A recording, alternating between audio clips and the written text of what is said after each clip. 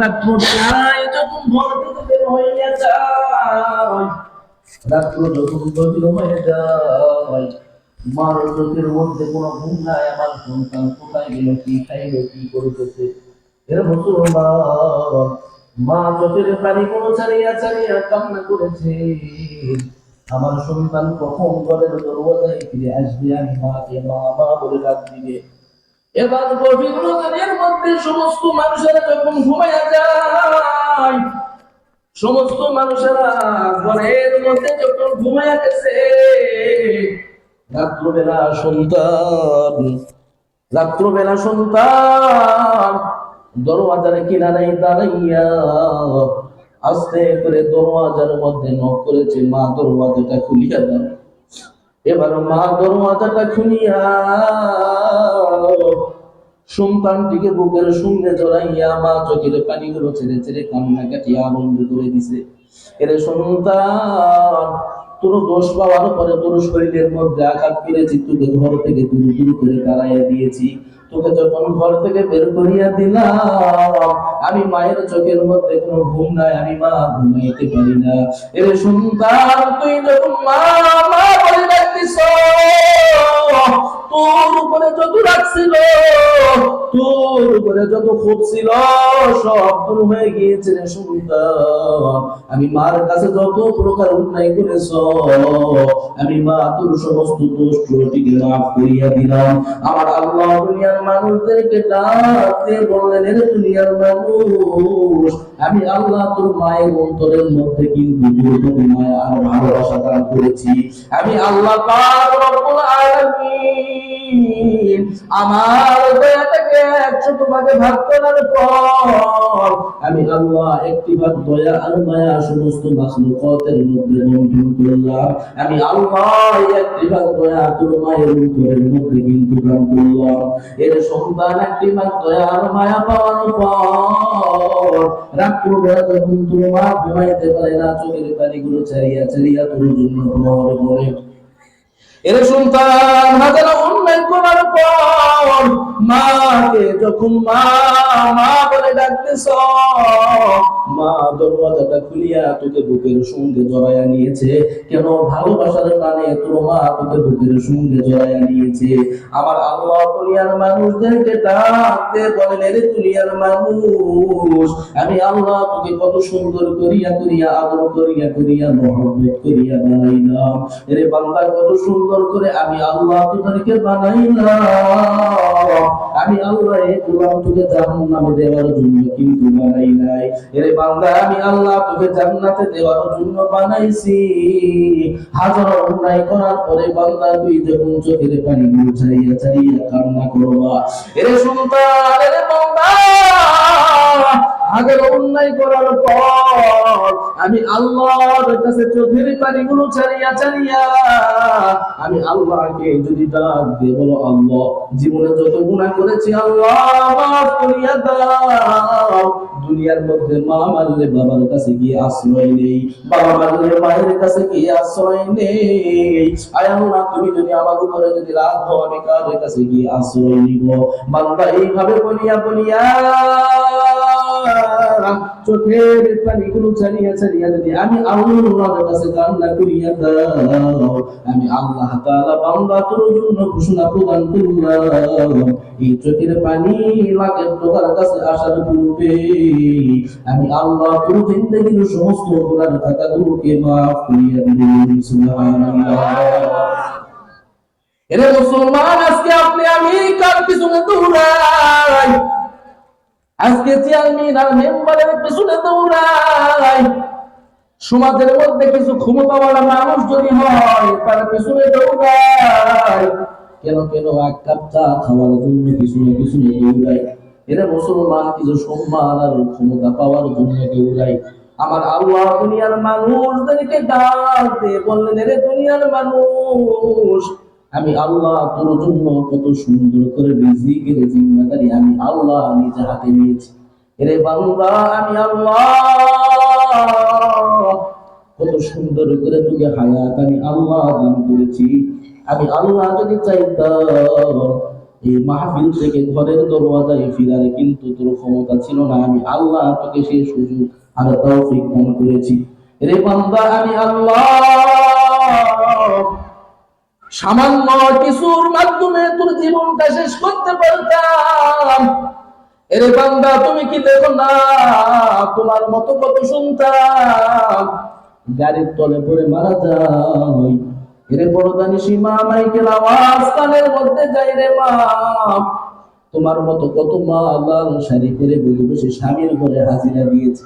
এমন একটা দিন সময় চলে আসবে, সাদা কাফনের প্যাকেট বানায়া ঘর থেকে দূর দূর দূর দূর করে তাড়াইয়া দিবে। তোমার কলিজার টুকরা সন্তান আপন আপন জন মানুষগুলো তোমার চতুর্দিকে দাঁড়াইয়া চোখের পানিগুলো ছাড়িয়া ছাড়িয়া কান্না করবে। এরে মা, কেউ তোমাকে দুনিয়াতে রাখতে চাইবে না।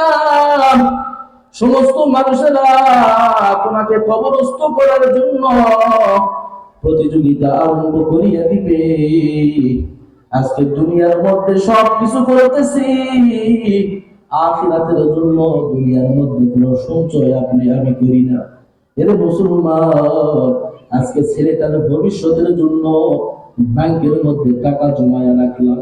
আমি মারা যাওয়ার পর আমার সন্তানটা যেন দুনিয়ার মধ্যে ভালো করে চলতে পারে, পরের কাছে গিয়ে যেন হাত পাতাইতে না হয়।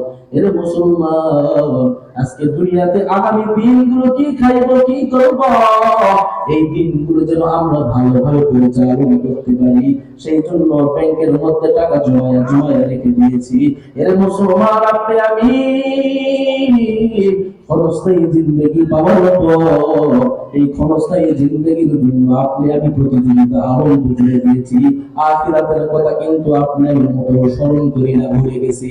এর মুসলমান, এই জিন্দগির কোনো গ্যারান্টি নাই। আজকে আপনি আমি বাজারের মধ্যে যদি একটা মোবাইল ক্রয় করতে যাই রে মুসলমান, এই মোবাইলের জন্য কিন্তু গ্যারান্টি ওয়ারেন্টি দেয়, কিন্তু আপনি আমার জিন্দগির জন্য কোনো গ্যারান্টি নাই। আপনি আমার হায়াতের জন্য কিন্তু ওয়ারেন্টি নাই। কোন সময় মালাকুল মউত আইসা আপনি আমার জানটা খরচ করিয়া নিয়ে চলে যাইবে কেউ জানি না। এর মুসলমান, দুনিয়াতে সুখ শান্তির জন্য এত কিছু করলাম, কিন্তু আখিরাতের দিনগুলো থেকে আখিরাতের শান্তি থেকে আপনি আমি গাফিল করলাম। আপনি আমার মতো দুর্ভাগা আর হতভাগা দুনিয়ার মধ্যে কোনো মানুষ হতে পারে না, কথা বলেন ঠিক কিনা? আপনি আমার মতো দুর্ভাগা আর হতভাগা কোনো মানুষই হতে পারে না। কারণ আল্লাহ রাসূল তো বলেছে, দুনিয়াতে থাকার পরে যে ব্যক্তি আখিরাতের চিন্তা করবে সেই তো প্রকৃত জ্ঞানী, কথা বলেন ঠিক কিনা? সেই তো প্রকৃত জ্ঞানী। আমরা কিসের জ্ঞান অর্জন করি? দুনিয়া দিয়েই পাবো। যে দুনিয়ার সামান্য জিন্দেগির জন্য ভাই ভাইয়ের দুশমন হয়ে যায়, সন্তান বাবার দুশমন হয়ে যায়, মা সন্তানের দুশমন হয়ে যায়, শুধু দুনিয়াতে আনা মানুষের জন্য এই কাজগুলো আপনি আমি করে থাকি। আজকে কবর জগতে আপনি আমি যদি সুখ আর শান্তিতে থাকবো, এমন চেষ্টা আপনি আমি কেউ করি না, কথা বলেন ঠিক কিনা? দুনিয়া নিয়ে পাগল হয়েছে। এই জন্য আখিরাতের চিন্তা করবো তো ইনশাআল্লাহ, পারবো তো ইনশাআল্লাহ। এই মজলিস থেকে চোখের পানি থেকে তোমরা করে ঘরে ফিরবো তো ইনশাআল্লাহ, ইনশাআল্লাহ। আপনি আমি মনে করেছি, হুজুর আমার জীবনে এত পরিমাণ গুনাহ, আল্লাহ মনে হয় আমার গুনার খাতাকে মাফ করবে না, এমন একটা চিন্তা চেতনা মানুষের হতে পারে। আল্লাহ মনে হয় আমার গুনার খাতাকে মাফ করবে না, এত পরিমাণ গুনাহ করেছি। আল্লাহ রসুলের কাছে একজন ব্যক্তি আসছেন, আল্লাহ রসুলকে ডাক দিয়ে বলতেছেন, ইয়া রাসূলুল্লাহ, খলিফাতুল মুসলিমিন হযরত ওমর রাদিয়াল্লাহু তাআলা আনহুর সামনে দাঁড়াইয়া চোখের পানিগুলো ছেড়ে ছেড়ে এবার কান্না করতেছে। এবার খলিফাতুল মুসলিমিন ওমর ইবনুল খাত্তাব রাদিয়াল্লাহু তাআলা আনহু ওই ব্যক্তিকে নিয়ে আল্লাহর রাসূলের সামনে চলে গেলেন। এবার আল্লাহর রাসূলের সামনে যাওয়ার পরে আল্লাহর রাসূল মুহাম্মদুর রাসূলুল্লাহ সাল্লাল্লাহু আলাইহি ওয়াসাল্লাম আমন্ত ব্যক্তিকে ডাক দিয়ে বললেন, চোখের পানিগুলো ছাড়িয়া ছাড়িয়া কেন কান্না করতেছো?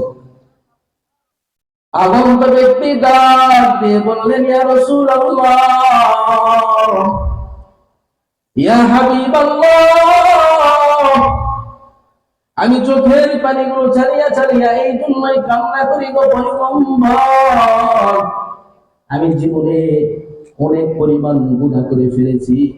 আমার গুনাহের দিকে আমার যখন নজরটা পড়ে যায় মনে হয় আবার আল্লাহ আমাকে মাফ করিয়ে দিবে না। এবার পয়গম্বর ডাক দিয়ে বললেন, ও সাহাবায়ে কেরাম, ভালো করে শুনিয়া দাও, কোন ব্যক্তি গুনাহ করার পরে খালেস দিলে যদি তওবা করিয়া দেয়, আল্লাহ পাক রব্বুল আলামিন বান্দাদের জন্য ঘোষণা প্রদান করিয়া দেন, ওই বান্দা তওবা করতে বড় দেরি হয়, ওই ব্যক্তির নামটা জান্নাতি মেহমানের খাতায় লিখতে বড় দেরি করে না। আগন্ত ব্যক্তি ডাক দিয়ে বলেন, ইয়া রাসূলুল্লাহ, ইয়া হাবিবাল্লাহ, আমি জীবনে এত পরিমাণ গুনাহ করে ফেলেছি গো পয়গম্বর, আমার মন সাক্ষী নাই গো পয়গম্বর, আমার আল্লাহ আমার গুনার খাতাকে মনে হয় মাফ করবে না। নবীজি এবার ডাক দিয়ে বললেন, ও সাহাবায়ে কেরাম, তুমি কি আল্লাহর রহমতের চাইতে বেশি গুনাহ করে ফেলেছো নাকি? এবার ওই ব্যক্তি ডাক দিয়ে বললেন, ইয়া রাসূলুল্লাহ, আমার মন সাক্ষী দেয় আমি মনে হয় আল্লাহর রহমতের চাইতেও বেশি গুনাহ করে ফেলেছি। এবার পয়গম্বর ডাক দিয়ে বললেন, ও সাহাবায়ে কেরাম শুনিয়া নাও, তুমি কি আল্লাহর আসমান আর জমিনের চাইতেও বেশি গুনাহ করে ফেলেছো নাকি? এবার যুবক ডাক দিয়ে বললেন, ইয়া রাসূলুল্লাহ, আমার মন সাক্ষী দেয় আমি মনে হয় আল্লাহর আসমান আর জমিনের চাইতেও বেশি গুনাহ করে ফেলেছি। এবার পয়গম্বরের দিলের মধ্যে কোনো কৌতূহল হয়, বলো বলো কি পরিমাণ তুমি গুনাহ করেছো, যে গুনাহের কথা স্মরণ হইলে তুমি বলো আল্লাহর আসমান আর জমিনের চাইতেও বেশি গুনাহ করে ফেলেছো, যে গুনাহের কথা স্মরণ হওয়ার সঙ্গে সঙ্গে তুমি বলো আল্লাহর রহমতের চাইতেও মনে হয় বেশি গুনাহ করে ফেলেছো। এবার যুবক চোখের পানিগুলো ছাড়িয়া ছাড়িয়া পয়গম্বরকে ডাক দিয়ে বলেন, ইয়া রাসূলুল্লাহ, ইয়া হাবিবাল্লাহ, ইয়া রাসূলুল্লাহ, ইয়া হাবিবাল্লাহ, আমি কাফন চুরি করিয়া করিয়া আমার জীবিকা চালাইতাম গো পয়গম্বর, জীবনে এত পরিমাণ গুনাহ আমি করেছি কিন্তু আমার জীবনের কোন গুনাহের কথা আমার মনে হয় না। ইয়া রাসূলুল্লাহ, একটাই মাত্র আমার গুনাহের কথা মনে হয়, ওই গুনাহের কথা মনে হওয়ার সঙ্গে সঙ্গে আমার দিল আমাকে সাক্ষী দেয় তোর মতো জালিম আর দুনিয়ার মধ্যে কেউ নাই, তোর জীবনের গুনাহের কথাকে মনে হয় আল্লাহ তাআলা কোনদিন মাফ করবে না। এবার যুবককে ডাক দিয়ে বললেন, এই যুবক, বলো বলো তুমি কি গুনাহ করেছো, কি গুনাহের কথা মনে হইলে তোমার মন সাক্ষী দেয় আল্লাহ মাফ করবে না। এবার যুবক চোখের পানিগুলো ছাড়িয়া ছাড়িয়া এবার আল্লাহ পাক রব্বুল আলামিনের পয়গম্বরকে ডাক দিয়ে বলেন, ইয়া রাসূলুল্লাহ, আমার জীবনে আমি গুনাহ করেছি, আমি জীবিকা চালাইতাম, আমার সংসার চালাইতাম, এই মক্কা মদিনা শহরের মধ্যে কোনো মানুষ যখন মারা যাইতে পয়গম্বর হাঁটি হাঁটি পা পা করে যখন তাকে কবরস্থ করব, ইয়া রাসূলুল্লাহ, কবরস্থ করার পর ওই ব্যক্তিকে কবরের মধ্যে রাখা যখন সমস্ত মানুষেরা ঘরের মধ্যে চলে আসলো, তার আত্মীয় স্বজনগুলো যখন ঘরের মধ্যে চলে আসলো, আমি হাঁটি হাঁটি পা পা করিয়া তার কবরের মধ্যে চলে যেতাম। তার কবরের কিনারায় যাওয়ার পর কবরের মাটিগুলি বাঁশগুলো আস্তে করে সরাইয়া আমি কবরের মধ্যে নামিয়া যাইতাম। ইয়া রাসূলুল্লাহ, কবরের মধ্যে নাইমা ওই মাইয়াতের কাফনের কবরগুলি চুরি করিয়া করিয়া আমি সেগুলো কবরের মধ্যে বিক্রি করতাম, বিক্রি করিয়া করিয়া যে টাকা পাইতাম, যে পয়সা পাইতাম, সেইগুলো দিয়ে দিয়ে আমার সংসার চালাইতাম, আমার জীবিকা চালাইতাম। ইয়া রাসূলুল্লাহ, ইয়া হাবিবাল্লাহ, কিন্তু একদিনের কথা যখন আমার মনে হয়, আমার মন সাক্ষী দেয় আমার আল্লাহ আমাকে মনে হয় কোনদিন মাফ করবে না। এবার নবীজি ডাক দিয়ে বলেন, বলো বলো কোন গুনাহের কথা তোমার মনে হইলে তোমার মন সাক্ষী দেয় আল্লাহ তুমি জীবনের গুনার কথাকে মাফ করবে না।